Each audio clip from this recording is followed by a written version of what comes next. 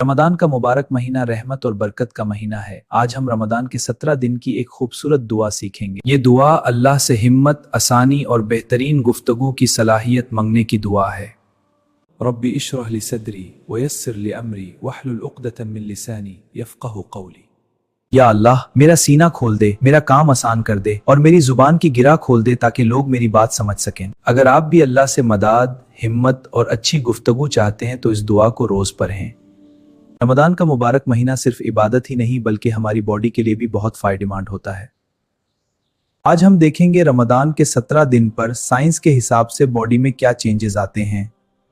रमदान के 17 दिन तक बॉडी फैट को एनर्जी के लिए यूज करने की आदत बना लेती है। इस प्रोसेस से एक्स्ट्रा फैट धीरे धीरे कम होने लगता है।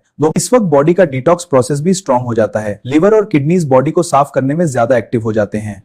साइंस के मुताबिक फास्टिंग से ब्रेन ज्यादा फोकस्ड और एक्टिव हो जाता है। इंसान को मेंटल क्लैरिटी और सुकून महसूस होता है। रमदान के 17 दिन पर इम्यून सिस्टम भी स्ट्रांग होने लगता है जो बॉडी को बीमारियों से बचाने में मदद करता है।